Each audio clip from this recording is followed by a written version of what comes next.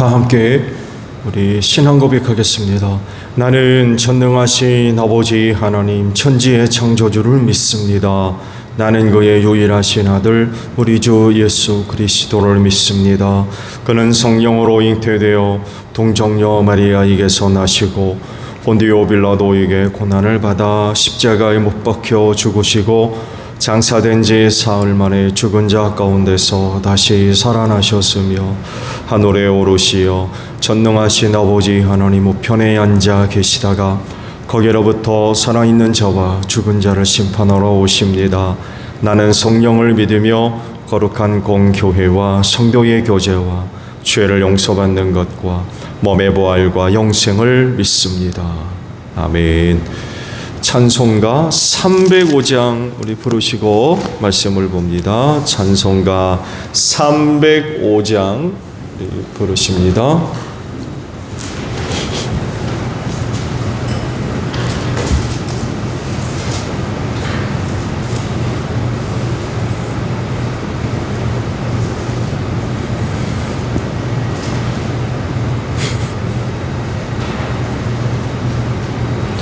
나 같은 죄인 살리신 주 은혜 놀라워 잃었던 생명 찾았고 광명을 얻었네. 큰 죄악에서 건지신 주 은혜 고마워. 나 처음 믿은 그 시간 귀하고 귀하다. 이제껏 내가 산 것도 주님의 은혜라. 또 나를 장차 본향해 인도해 주시리. 거기서 우리 영원히 주님의 은혜로 해처럼 밝게 살면서 주 찬양하리라.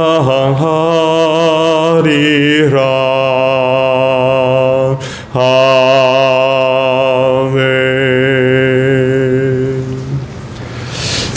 누가복음 7장의 말씀입니다. 누가복음 7장 1절로 10절까지 보겠습니다. 예수께서 자기의 모든 말씀을 백성들에게 들려주신 뒤에 가버나움으로 가셨다. 어떤 백부장의 종이 병들어 거의 죽게 되었는데 그는 주인에게 소중한 종이었다. 그 백부장이 예수의 소문을 듣고 유대 사람들의 장로들을 예수께로 보내어 그에게 청하기를 와서 자기 종을 낫게 해 달라고 하였다. 그들이 예수께로 와서 간곡히 탄원하기를 그는 선생님에게서 은혜를 받을 만한 사람입니다. 그는 우리 민족을 사랑하는 사람이고 우리에게 회당을 지어 주었습니다 하였다. 예수께서 그들과 함께 가셨다. 예수께서 백부장의 집에서 그리 멀지 않는 곳에 이르렀을 때에 백부장은 친구들 보내어 예수께 이렇게 아뢰게 하였다. 주님, 더 수고하실 것 없습니다. 저는 주님을 내 집에 모셔드릴 만한 자격이 없습니다. 그래서 내가 주님께로 나올 엄두도 못 냈습니다. 그저 말씀만 하셔서 내 종을 낫게 해 주십시오. 나도 상관을 모시는 사람이고 내 밑에도 병사들이 있어서 내가 이 사람더러 가라고 하면 가고 저 사람더러 오라고 하면 옵니다. 또 내 종도로 이것을 하라고 하면 합니다. 예수께서 이 말을 들으시고 그를 놀랍게 여기시어 돌아서서 자기를 따라오는 무리에게 말씀하셨다. 내가 너희에게 말한다. 나는 이스라엘 사람 가운데에서는 아직 이런 믿음을 본 일이 없다.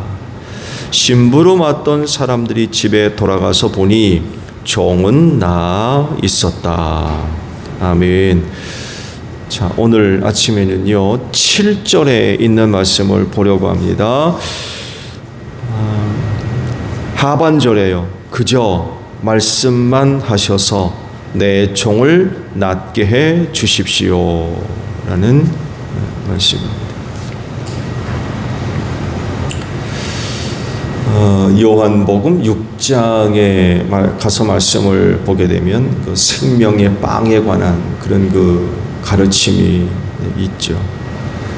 자기 선언이죠. 나는 생명의 빵이다 라는 그런 그 말씀. 근데 이 말씀과 관련돼서 여러 가지 좋지 않은 그런 그 사건들이 있었죠.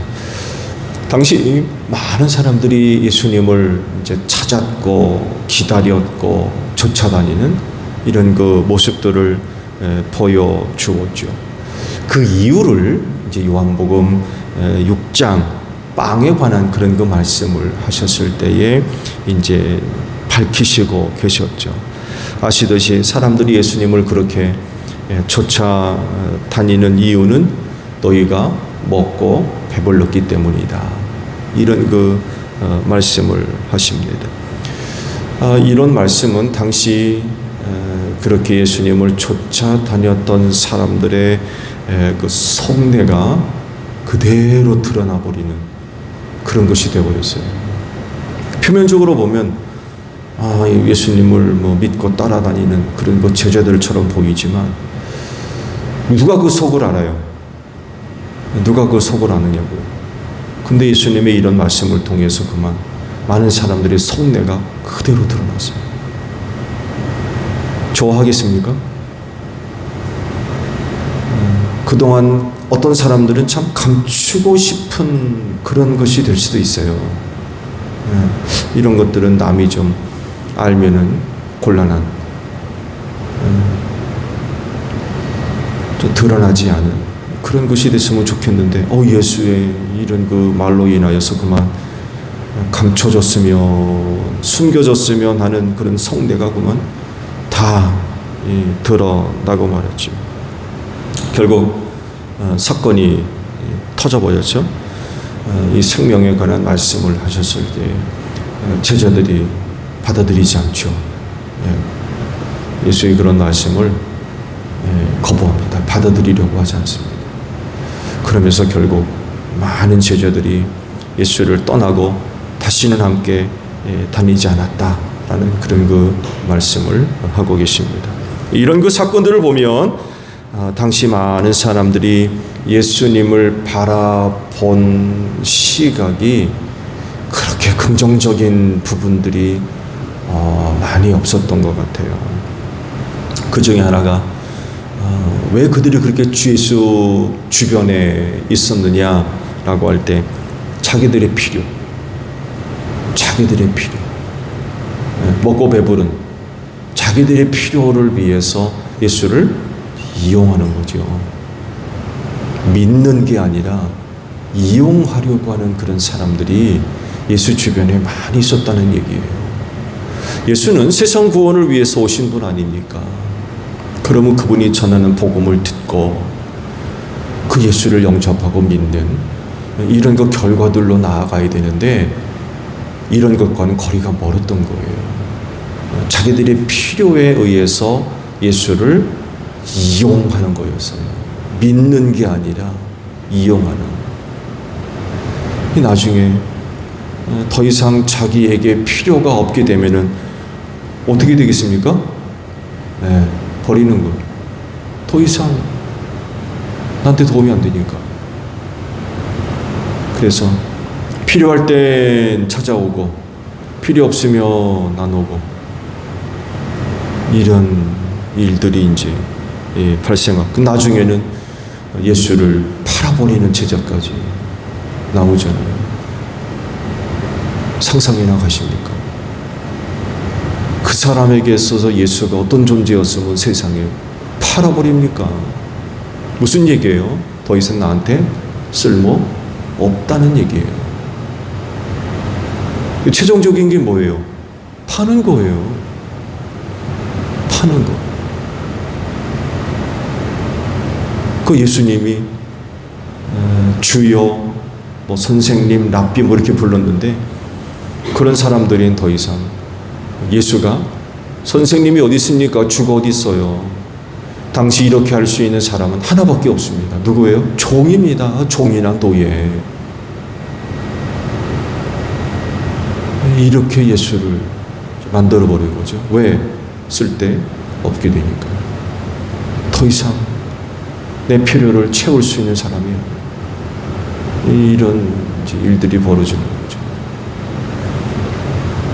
예수는 믿음의 대상이지 이용의 대상이 아니잖아요. 이런 상황 속에서 보석 같은 사람 하나가 나타납니다. 그래서 가시다 말고 뒤돌아서 가지고, 내가 이스라엘 사람 가운데 아직까지 이런 사람을 만난 일이 없다고 칭찬을 하시잖아요. 예수님이 이런 행동 속에서 당시 자기를 따라다니던 많은 사람들에게 뭔가를 좀 일러주고자 하는 의도가 다분히 숨어 있어요. 왜? 말씀드린 대로 먹고 배불러서 따라다니는 이들이 많이 있거든요. 그런 사람들에게 이제 이런 사람도 있다라고 지금 알려주시는 거죠. 가다 말고 뒤돌아서 가지고 이런 말씀을 하시니까 아마 뜨끔했던 사람들이 꽤 많이 있었을 겁니다. 능히 누구냐? 바로 로마 백부장입니다.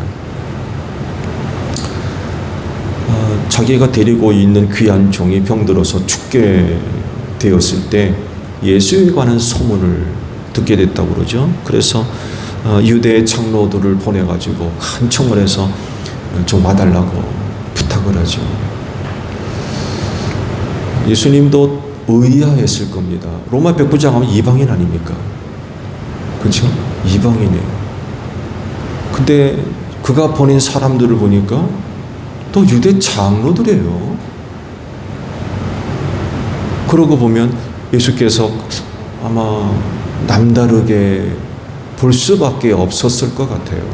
로마 백부장이 유대 장로들을 이렇게 보낸다라고 할 때에 아마 남다른 어떤 모습을 이때부터 아마 아시지 않았을까 그런 생각을 해요. 그들이 와서 또 백부장에 대해서 소개를 하죠. 이 사람이 이렇게 유대인들을 위해서 많은 좋은 일들을 했다고, 고쳐주셔야 될 것 같다고. 그래서 예수께서 그들을 따라서 그 백부장의 집에 이제 가게 되죠. 근데 또 연락이 오기를 오시지 말라는 거예요. 예수께서 우리 집에 오시는 것을 내가 감당할 수가 없습니다. 그만한 자격이 없습니다. 나한테.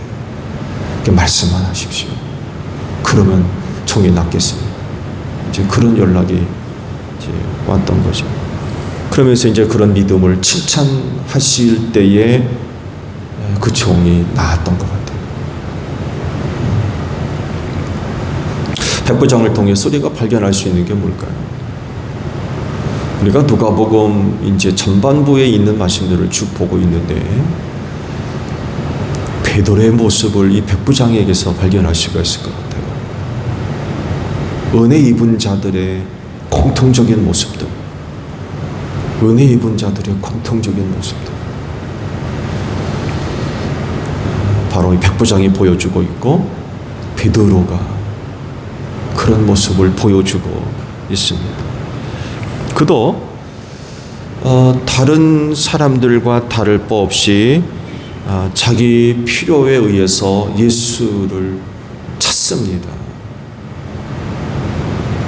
아마도 알았을 거예요. 이 죽어가는 종을 고칠 수 있는 건 예수밖에 없다라는 것을 아마 안 것 같아요.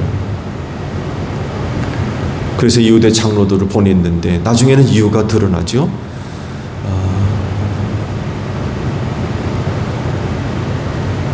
자기의 연약함과 부족한 모습으로는 예수 앞에 나아갈 수가 없었다는 거예요. 그래서 사람들을 보냈다고 고백을 하죠. 근데 예수님을 자기 집으로 오시게 한 것이 이게 잘한 일이 아니구나 라는 것을 늦게나마 깨닫게 된 거예요. 내가 어떻게 예수님을 맞이할 수 있나? 나 같은 게 어떻게 예수님을 내 집에 모셔드릴 수 있나?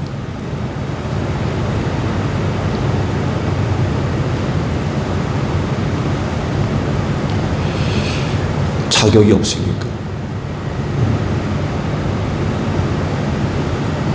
정말로 그가 자격이 없었을까요?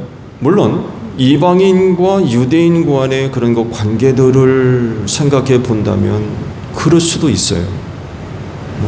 뭐 아시듯이 부정한 사람들을 유대인들이 뭐 전혀 상관을 하지 않았거든요. 또 할례받지 않은 이방인들은 뭐 짐승처럼 취급했기 때문에 이거 뭐 그런 관계들도 생각해 볼 수 있죠. 근데요, 오늘 아시는지 모르겠습니다. 아무래도 그 당시에 로마 군대 백부장은요, 사회적으로 꽤 저명한 인사였습니다. 군대 100명을 뭐 이끄는 사람이 뭐 대단한가 그렇게 생각할지는 모르겠습니다. 아무래도 여하간 그 당시 사회적으로 로마 백부장 하게 되면 존경받는 인물이었어요. 존경받는 인물.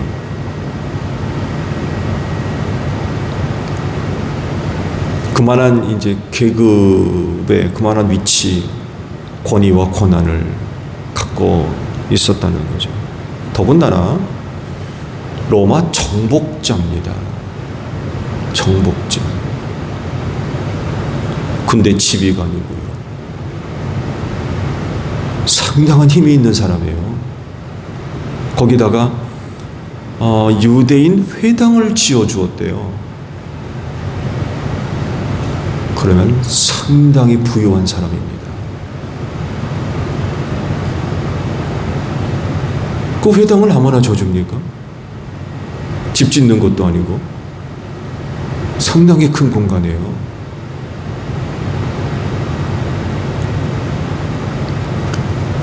그런 그가 느끼기를 자격이 없다는 거예요.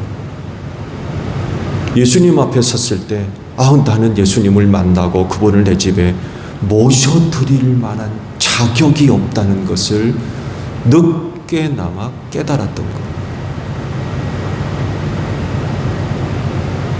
이래서는 안 되겠다는 거죠. 사람들을 보내서 좀 오셔도 괜찮을 것 같아서 사람들을 보내서 이제 간청을 해서 오라고 하셨는데 나중에 가만히 생각해 보니까 이건 아니다. 어떻게 나 같은 게 예수님을 내 집에 모셔드리냐. 그랬던 거예요.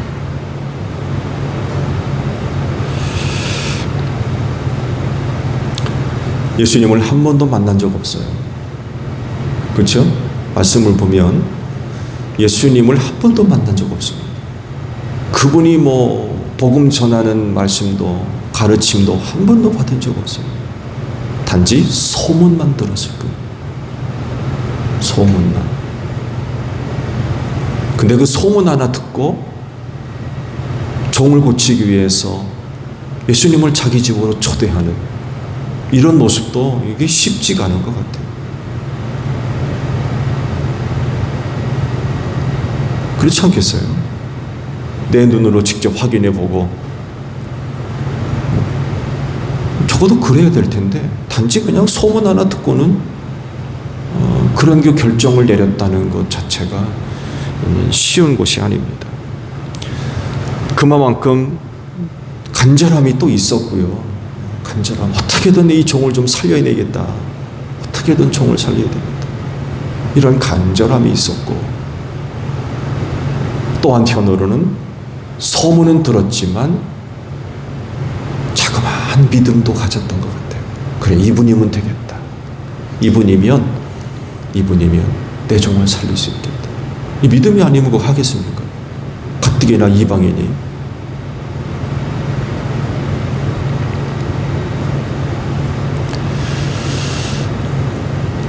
백부장도 여느 어떤 사람들과 다를 바 없이 자기 필요로 예수님을 찾은 사람들로 이렇게 비춰지지요. 그렇지만 그에게는 놀라운 것이 있었어요. 놀라운 것들. 여러분, 누가 진정으로 예수를 필요로 할 거라고 생각하십니까? 어떤 사람이 예수를 진정으로 필요로 하고 그 예수를 찾느냐는 거죠. 그건 자기의 연약함과 부족함을 아는 사람들입니다.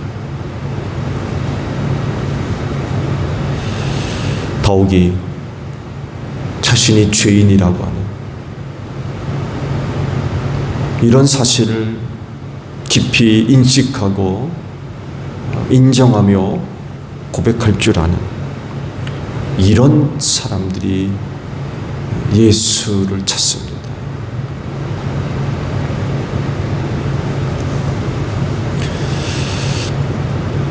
먹고 배불러서 예수님을 찾는 여느 어떤 사람들과 다를 바 없어 보이지만 그는 곧 자기의 행동이 결코 합당하지 않다는 것을 깨달을 정도로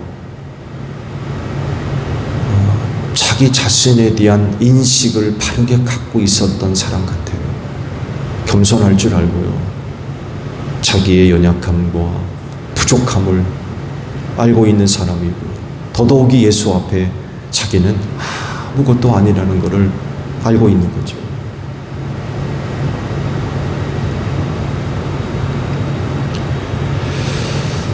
그런데 사실은 바로 이런 사람이 진정 주님의 필요성을 깊이 인식을 합니다. 주님이 아니면 안 된다는 것을 아는 거죠. 그리고 주님은 이런 사람들에게 은혜를 주셨어요.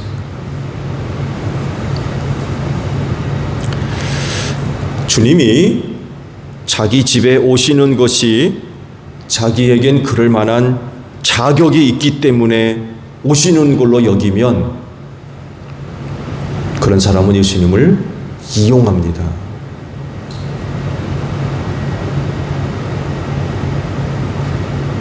말씀드린 대로 필요하면 찾고 그렇지 않으면 찾지 않는 거죠. 그러나 자기에겐 그럴 자격이 없어서 오시는 것을 감당할 수 없다는 것을 아는 사람은 예수님이 자기에게 어떤 반응을 하든지 수긍합니다.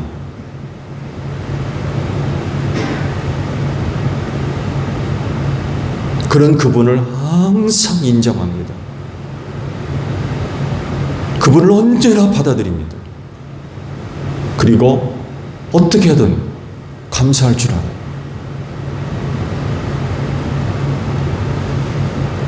백부장이 바로 이런 종류의 사람이었어요. 그렇잖아요. 말씀만 하셔도 되겠습니다. 오시는 거를 내가 도저히 감당할 수가 없어요. 자격이 없어요, 나. 그러니 말씀만 하십시오. 이런 사람은요, 말씀드린 대로 예수께서 자기에게 뭘 하시든 받아들입니다. 뭐라 하시든 인정하고요, 순종합니다. 왜? 아무것도 아니거든요. 나 아무것도 아니에요. 아무것도 아닌 걸 알아요. 그러니까 예수께서 그런 나에게 어떻게 하든 상관이 없는 거죠. 아무것도 아닌데.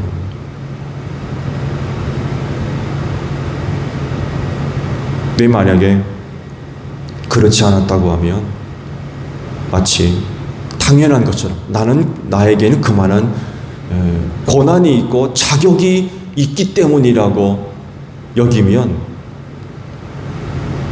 조금이라도 자기가 생각하고 마음이 있는 것과 다르면 시험이 될 거요. 그 예수가 시험이 되는 거예요. 왜?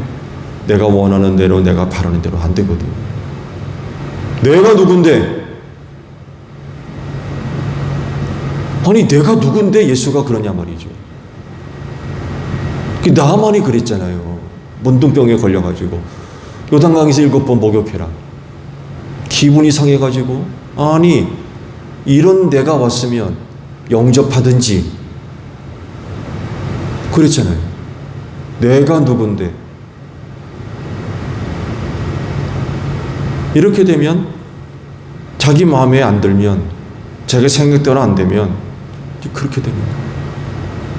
그렇게 예수를 이용하는 거죠. 이런 사람들. 자격이 있는 줄 알면. 근데 백부장은 그런 사람이 아니었던 거죠. 아무것도 아니었다는 거예요. 나는 아무것도 아니라. 그러니 오시는 걸 내가 감당할 수가 없습니다. 그래서 내가 못 나갔습니다. 그런 고백을 하죠. 예수 앞에 자기는 아무것도 아니었던 거예요. 그러니까 이런 사람이 예수를 찾았던 거고요. 결국 이런 사람들이 하나님으로부터 은혜를 얻더라는 것입니다. 앞서 제가 베드로 말씀했죠. 베드로가 바로 이런 종류의 사람이었어요. 그런 은혜를 경험하고 나서 죄인이라고 그러잖아요. 주님 나를 떠나십시오. 나는 죄인입니다. 그러잖아요.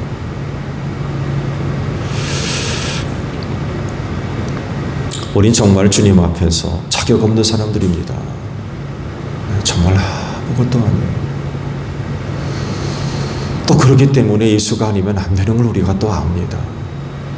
그렇죠? 아무것도 아니기 때문에 우리 예수님이 아니면 또 안 돼요. 그래서 이렇게 새벽 제단을 쌓는 것도 아니겠습니까? 주님으로부터 은혜를 필요로 하는 사람으로서 그분 앞에 늘 나 자신을 낮추고 겸손히 은혜를 구하는 그런 그 모습으로 아버지 앞에 나아가는 여러분들이 되시기를 바랍니다. 주기도문 하겠습니다. 하늘에 계신 우리 아버지, 아버지의 이름을 거룩하게 하시며 아버지의 나라가 오게 하시며 아버지의 뜻이 하늘에서와 같이 땅에서도 이루어지게 하소서. 오늘 우리에게 일용할 양식을 주시고 우리가 우리에게 잘못한 사람을 용서하여 준 것 같이 우리 죄를 용서하여 주시고 우리를 시험에 빠지지 않게 하시고 악에서 구하소서. 나라와 권능과 영광이 영원히 아버지의 것입니다. 아멘. 기도하겠습니다.